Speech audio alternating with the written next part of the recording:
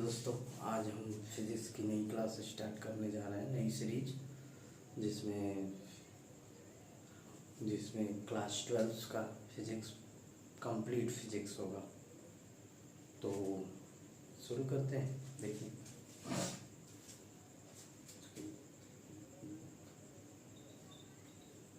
Lecture number 1, वैद्युत आवेश, वैद्युत बल, वैद्युत क्षेत्र, electric charge, electric force and electric field. तो सबसे पहले हेडिंग लगाइए, वैद्युत आवेश।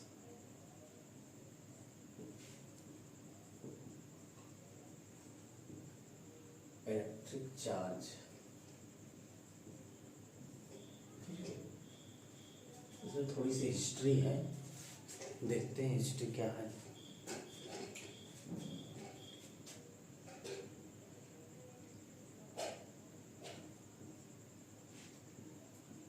ईसा से 500 वर्ष पूर्व, ईसा से 500 वर्ष पूर्व, अब से लगभग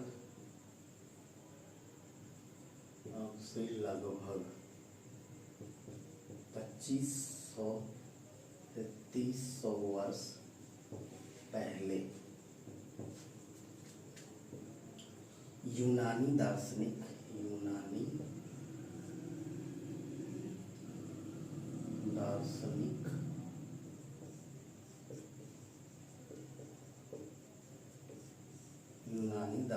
थेल्स ने यह बताया कि कांच के टुकड़े को रेशम से रगड़ने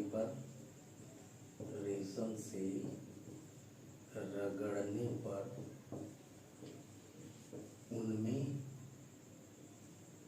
उनमें हल्की वस्तुओं को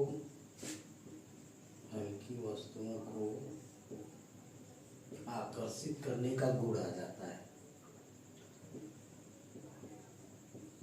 आकर्षित करने का गुण आ जाता है।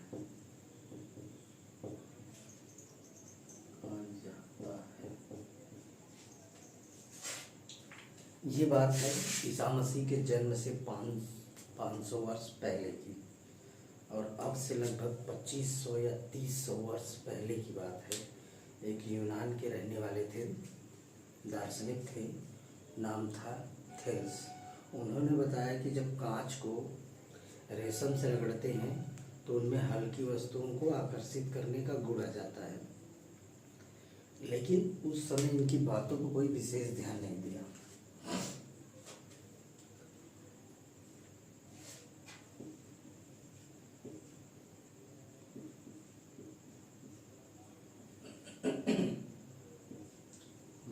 वर्षों तक इस पर कोई ध्यान नहीं दिया।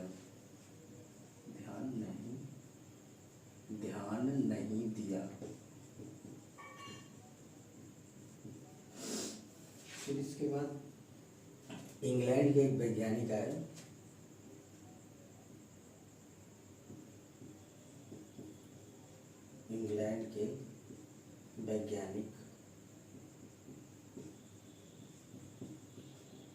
डॉक्टर गिलवर्ट ने थेल्स का समर्थन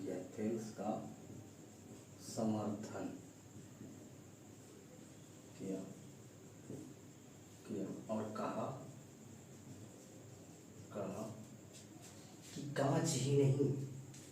कि कांच ही नहीं बहुत से ऐसे पदार्थ हैं जिनको आपस में रगड़ते हैं तो उनमें हल्की वस्तुओं को आकर्षित करने का गुण आ जाता है। कहा कांच ही नहीं बहुत से ऐसे पदार्थ हैं, बहुत से ऐसे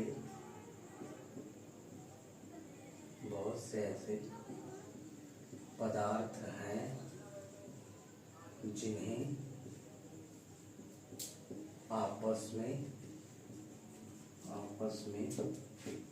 रगड़ने से उनमें आकर्षण का गुण आ जाता है, आकर्षण का गुण आ जाता है।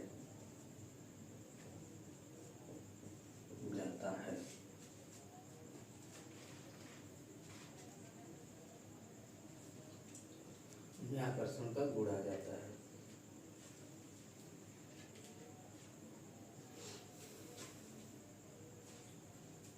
आकर्षण का गुण आ जाता है।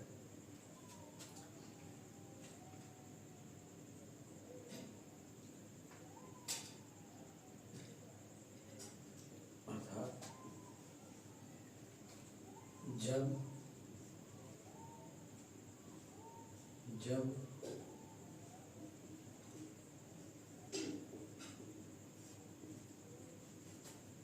जब दो पदार्थों को आपस में रगड़ा जाता है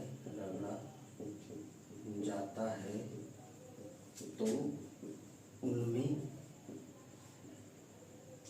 हल्की वस्तुओं को आकर्षित करने का गुण आता है। आकर्षित करने का गुण आ जाता है। आकर्षित करने का गुण आ जाता है।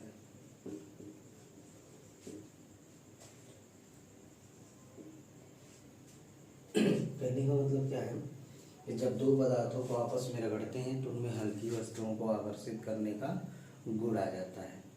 ठीक, पदार्थों में यह गुण जिस कारण से आता है,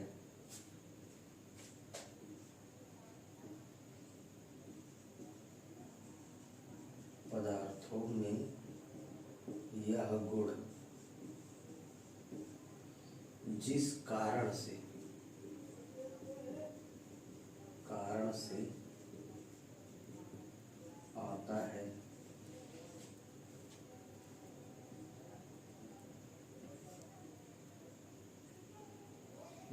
से आता है, उसे विद्युत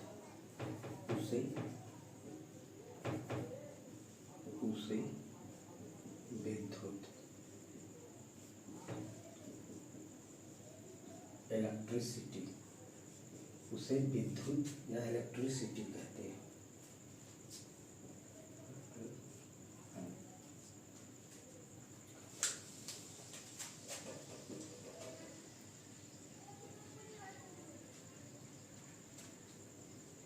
पदार्थों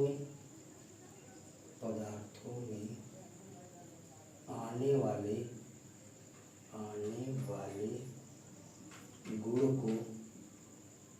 गुण को वैद्युत आवेश कहते हैं। वैद्युत आवेश कहते हैं।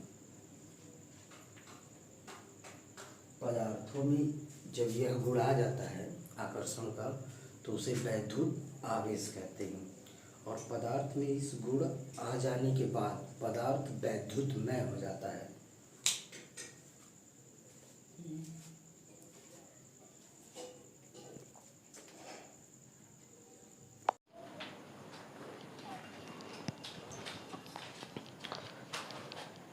आगे देखते हैं।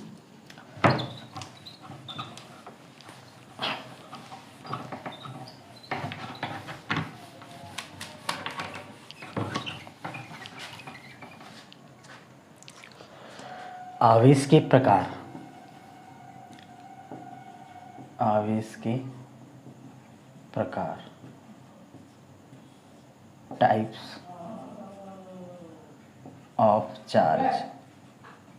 Types of charge.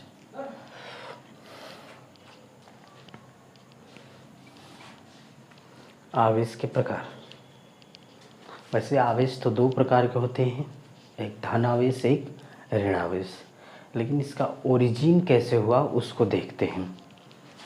तो गिलबर्ट का प्रयोग है इसमें, गिलबर्ट का प्रयोग, गिलबर्ट ने कुछ प्रयोग किए हैं, उसको देखते हैं, उससे क्लियर होंगे।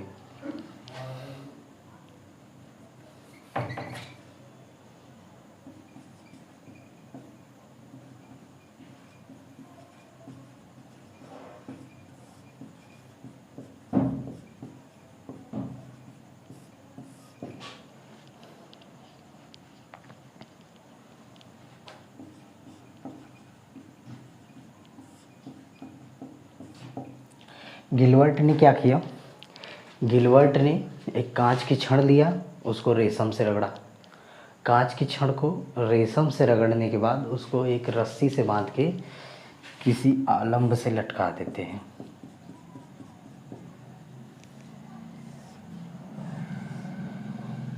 ये कांच की छड़ है जिसको रेशम से रगड़ा गया है, कांच की छड़ है इसको किससे रगड़ा गया है, रेशम से। और इन्होंने दूसरी कांच की छड़ लिया और उसी रेशम से रगड़ के जब पहले से लटकी हुई कांच की छड़ के पास ले जाते हैं तो वो देखते हैं कि ये लटकी हुई छड़ क्या हो रही है, थोड़ी सी दूर हट रही है, थोड़ी सी दूर हट रही है। ये भी कांच की छड़ है। आई रिपीट, गिलबर्ट ने क्या किया कि कांच की छड़ लिया और उसको रेशम से रगड़ा और कांच की छड़ को रस्सी से बांध के लटका दिए। अब उन्होंने दूसरी कांच की छड़ लिया, उसको भी रेशम से रगड़ा और पहले से लटकी हुई कांच की छड़ के पास ले गए तो देखा उन्होंने कि जो लटकी हुई छड़ थी वो थोड़ा सा दूर हट गई। उन्होंने दूसरा प्रैक्टिकल किया।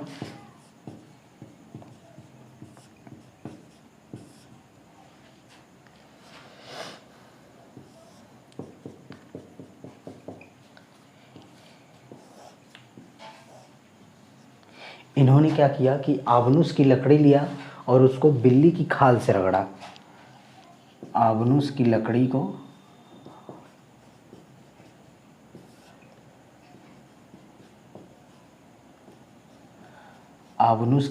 को बिल्ली की खाल से रगड़कर उसको भी उसी तरह से रस्सी से बांध के लटका दिए।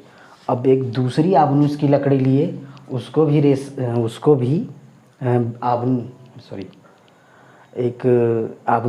दूसरी आबनूस की लकड़ी लिए और उसको बिल्ली की खाल से रगड़कर जब पहले वाली आबनूस की छड़ के पास ले जा रहे हैं, पहले वाली छड़ के पास ले गए तो उन्होंने देखा कि लटकी हुई छड़ दूर हट गई। लटकी हुई छड़ क्या हो गई, लटकी हुई छड़ थोड़ी सी दूर हट गई। लटकी हुई छड़ क्या हो गई, दूर हट गई। प्रयोग 2।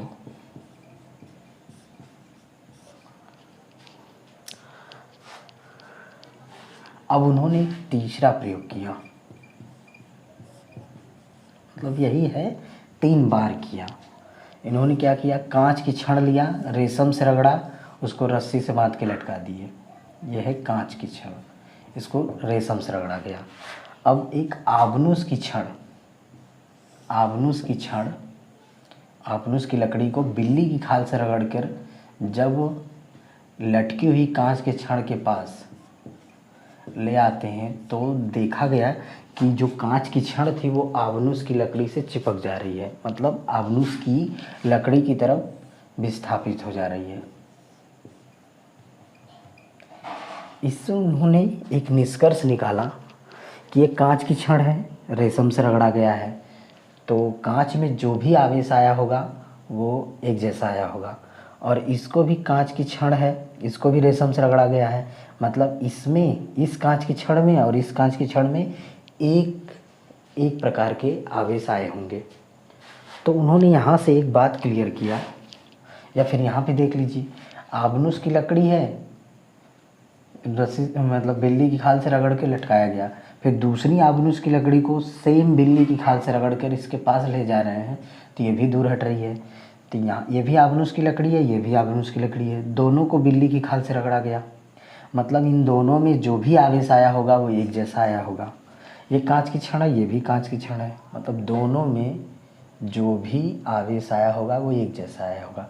तो यहाँ से एक बात क्लियर हो रही है कि समान आवेश एक दूसरे को प्रतिकर्षित करते हैं, समान आवेश एक दूसरे को प्रतिकर्षित करते हैं। लेकिन यहाँ पे देखिए कांच की छड़ है और आबनूस की लकड़ी है, जब इनमें पास में ले आया जा रहा है तो ये दोनों एक दूसरे से क्या हो रही हैं, चिपक रही हैं। इसका मतलब इसमें कोई दूसरा आवेश होगा, इसमें कोई दूसरा आवेश होगा, ये एक दूसरे को आकर्षित कर रहे हैं। मतलब यहाँ से एक बात क्लियर हुई कि विपरीत आवेश एक दूसरे को आकर्षित करते हैं। ठीक है, तो हम यहाँ लिख दे रहे हैं पॉइंट्स। समान आवेश एक दूसरे को प्रतिकर्षित करते हैं,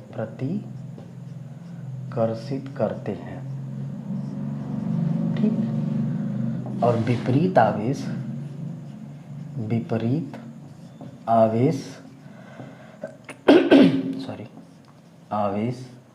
एक दूसरे को आकर्षित करते हैं, ठीक है ना। ये आपको आई होप कि आपको प्रयोग समझ में आया होगा। कांच की छड़ है, कांच की छड़ का रेशम से रगड़ा गया है, सेम टाइप का चार्ज आया होगा, इसलिए दोनों में प्रतिकर्षण हुआ। आबनूस की छड़, ये भी आबनूस की लकड़ी है, दोनों को बिल्ली की खाल से रगड़ा गया है तो दोनों में सेम टाइप का आवेश आया होगा, प्रतिकर्षण हो रहा है। लेकिन यहाँ कांच की छड़ है, ये आबनूस का है, दोनों में क्या हो रहा है, अट्रैक्शन हो रहा है, मतलब विपरीत प्रकार के आवेश होंगे, ठीक। और वैज्ञानिक थे, एक और वैज्ञानिक थे, बेंजामिन फ्रैंकलिन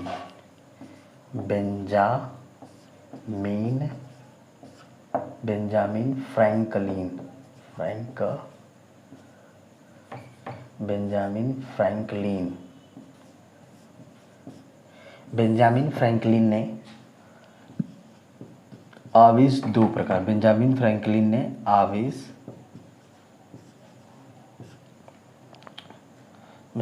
फ्रैंकलिन ने बताया कि आवेश दो प्रकार के होते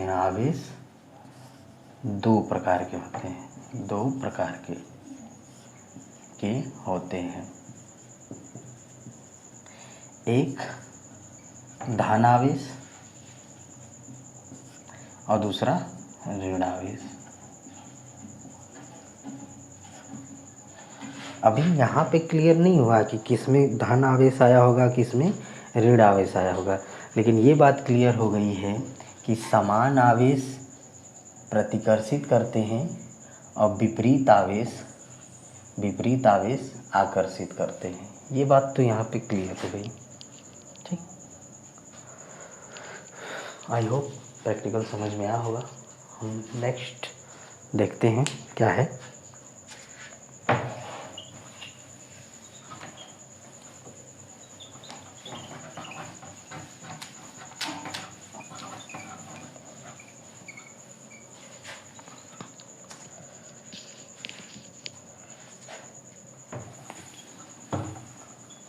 थोड़ा सा स्पेस मिल जाएगा।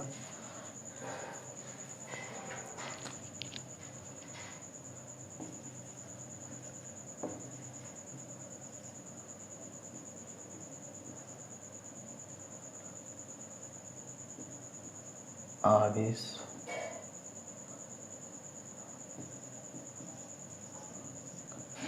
परिकल्पना, आवेश वाहक परिकल्पना या इलेक्ट्रॉनिक सिद्धांत,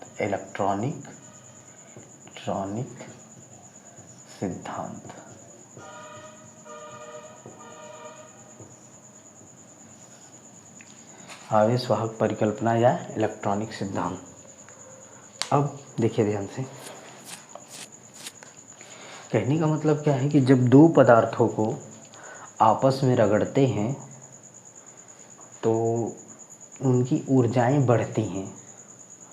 अब जिस पदार्थ की ऊर्जा थोड़ी कम होगी, मतलब वो कम एनर्जी पे इलेक्ट्रॉन को उत्सर्जित करता होगा, वो जल्दी इलेक्ट्रॉन को उत्सर्जित कर देता है और दूसरा वाला इलेक्ट्रॉन को ग्रहण कर लेता है।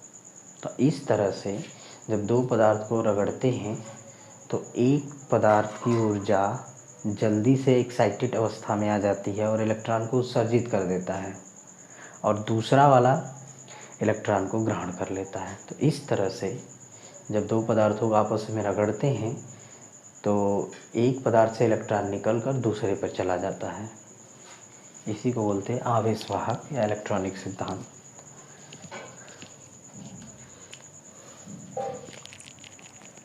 जैसे हम जानते हैं परमाणु संरचना, हम जानते हैं कि प्रत्येक पदार्थ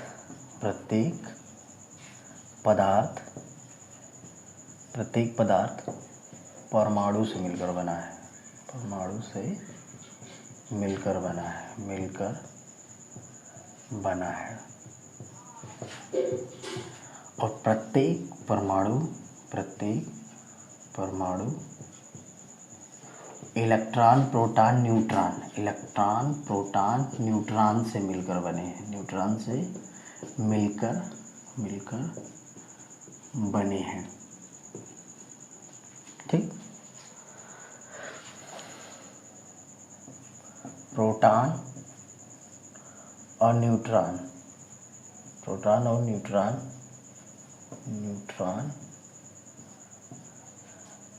नाभिक में तथा इलेक्ट्रॉन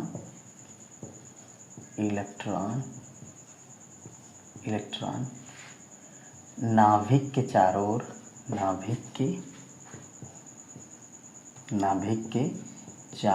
ओर विभिन्न ऊर्जा स्तर के या निश्चित ऊर्जा स्तर के चारों ओर निश्चित ऊर्जा स्तर की कक्षाओं में घूमते रहते हैं। ठीक है, स्तर की कक्षाओं में घूमते रहते हैं। मतलब ये कोई परमाणु है, इसमें न्यूक्लियस है, ये इनकी कक्षाएं हैं, तो इलेक्ट्रॉन यहाँ होगा, इलेक्ट्रॉन इसमें होते हैं और इसमें प्रोटॉन और न्यूट्रॉन होता है। तो प्रोटॉन और न्यूट्रॉन नाभिक में होते हैं और इलेक्ट्रॉन नाभिक के चारों ओर जो विभिन्न ऊर्जा की कक्षाएं बनी होती हैं, हर कक्षा की अपनी ऊर्जा फिक्स होती है, उसमें इलेक्ट्रॉन घूमते रहते हैं।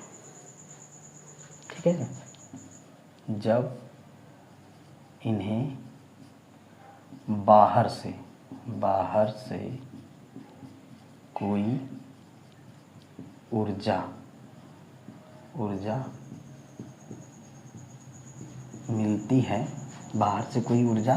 मिलती है, तो यह बाहरी कक्षा से इलेक्ट्रॉन को उत्सर्जित कर देते हैं, उत्सर्जित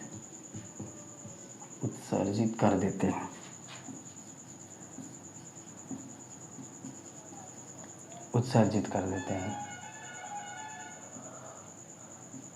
और दूसरा पदार्थ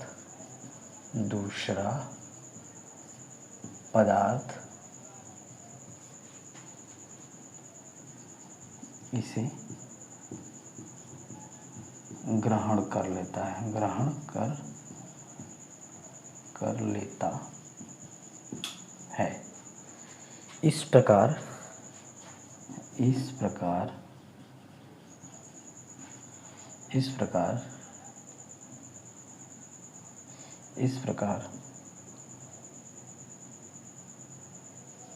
इलेक्ट्रॉन एक पदार्थ से दूसरे पदार्थ पर चला जाता है और अपने साथ आवेश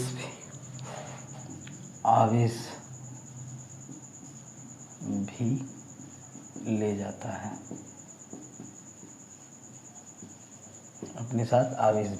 है। कहने का मतलब जब दो पदार्थों को आपस में रगड़ते हैं या किसी प्रकार से अन्य प्रकार से किसी प्रकार की ऊर्जा मिलती है, तो जिस पदार्थ की ऊर्जा कम होती है वो जल्दी इलेक्ट्रॉन को उत्सर्जित कर देते हैं और दूसरा पदार्थ इलेक्ट्रॉन को ग्रहण कर लेते हैं। तो इस प्रकार इलेक्ट्रॉन एक पदार्थ से दूसरे पदार्थ पर जाता है और अपने साथ साथ क्या लेके जाता है? आवेश। तो इस तरह से दो पदार्थ चार्ज हो जाते हैं, मतलब इलेक्ट्रॉनों के आने से या जाने से पदार्थ क्या होते हैं? चार्ज हो जाते हैं। अब थोड़ी सी और क्लियर करते हैं, जैसे हो गया होगा। देखिए, जैसे हमने दो पदार्थ को आपस में रद्द किया, पदार्थ एक ए है और एक बी है। मान लीजिए इन दोनों पदार्थों को आपस में रगड़ रहे हैं।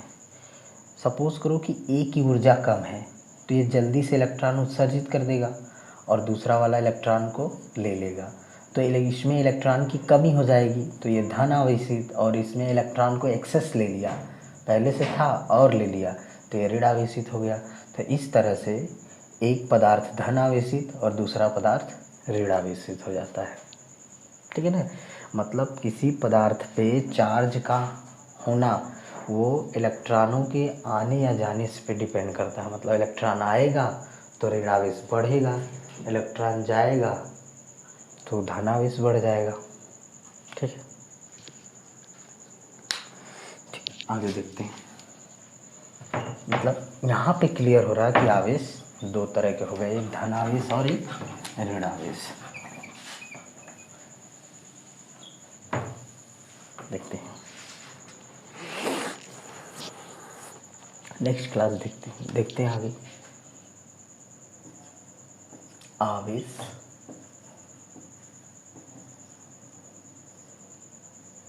संरक्षण।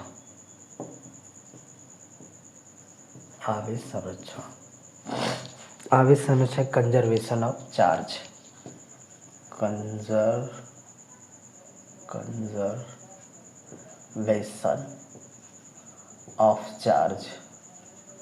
कंजर्वेशन ऑफ चार्ज मतलब देखिए,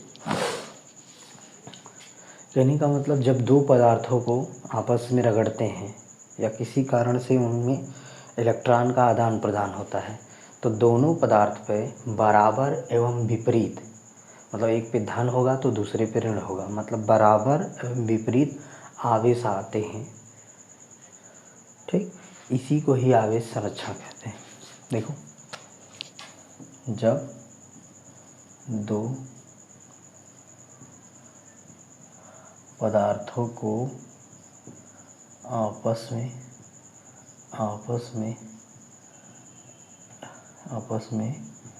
रगड़ते हैं, दो पदार्थ आपस में रगड़ते हैं तो उन पर बराबर एवं विपरीत आवेश उत्पन्न होते हैं।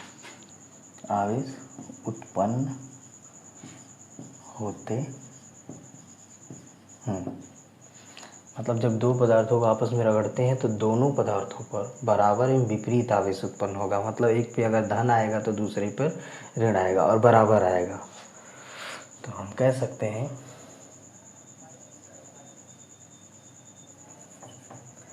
घर्षण से पूर्व और घर्षण के बाद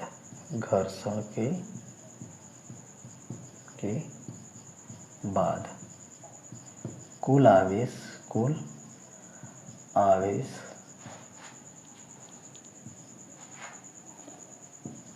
शून्य होता है या नियत रहता है। ठीक है ना। तो इसे हम लॉ ऑफ कंजर्वेशन कहेंगे, law of conservation of charge. मतलब दोनों पदार्थों पर बराबर विपरीत आवेश आएगा, एक पे प्लस एक पे माइनस। ठीक, एक छोटी सी और हेडिंग बनती है, इसको रब कर दें। ठीक, क्वांटीकरण, आवेश का क्वांटीकरण,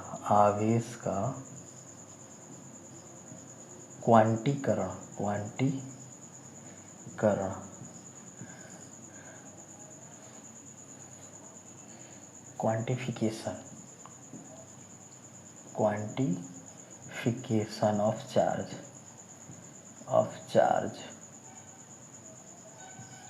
क्वांटिफिकेशन ऑफ चार्ज। मतलब यहाँ से एक टॉपिक, मतलब किसी भी पदार्थ पर, कोई भी पदार्थ हो, उस पर अगर कोई आवेश आ रहा है, वो सबसे छोटी आवेश की मात्रा का पूर्ण गुणज आएगा। जैसे जो सबसे छोटा आवेश है, मान लीजिए अगर सबसे छोटा आवेश E है, तो किसी पदार्थ पर या तो E आएगा, या तो 2E आएगा, या तो 3E आएगा, या तो 4E आएगा, एंड सो ऑन। ठीक है। किसी पदार्थ पर उत्पन्न आवेश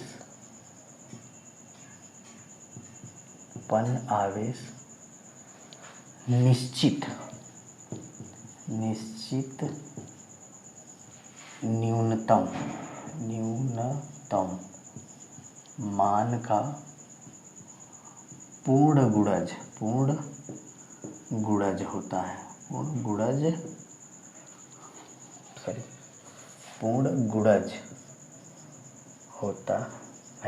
मतलब किसी पदार्थ पे अगर कोई आवेश आएगा तो वो इसके मल्टीपल में आएगा। मतलब आवेश का जो सबसे छोटी वैल्यू है उसके मल्टीपल में आएगा, उसका 1 गुना आएगा, 2 गुना आ सकता है, 3 गुना आ सकता है, 4 गुना। जैसे किसी पर हम छोटा से छोटा वैल्यू मान लेते हैं, किसी पर E, इससे छोटा आवेश नहीं होगा, तो इसका 2 गुना आ सकता है, इसका 3 गुना आ सकता है, इसका 4 गुना, 5 गुना, 6 गुना, 7 गुना, 8 टाइम्स। ठीक, तो यहाँ से हमको एक फार्मूला जनरेट होगा, n टाइम NE। तो किसी पदार्थ पर आने वाला आवेश Q बराबर NE। यहाँ से एक फार्मूला जनरेट होगा, किसी पदार्थ पर जो आवेश होगा वो Q बराबर NE। N क्या है? नंबर्स ऑफ इलेक्ट्रॉन्स, और E क्या है? किसी एक पदार्थ पर, मतलब एक निश्चित न्यूनतम मान। जैसे हम देख रहे हैं, इसको आवेश बोलते हैं। आवेश, ये इलेक्ट्रॉनों की संख्या,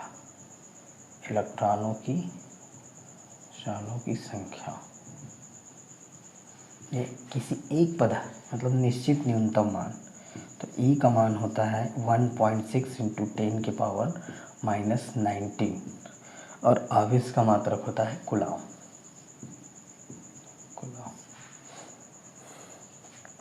ठीक है, तो इसको कहते हैं क्वांटिफिकेशन।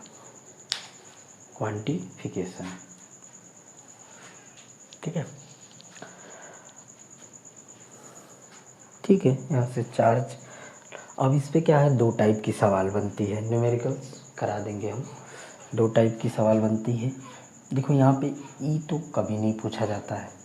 E मतलब निश्चित न्यूनतम मान आवेश का वो होता है, वो फिक्स है, वो सबको याद भी होता है, याद होना चाहिए।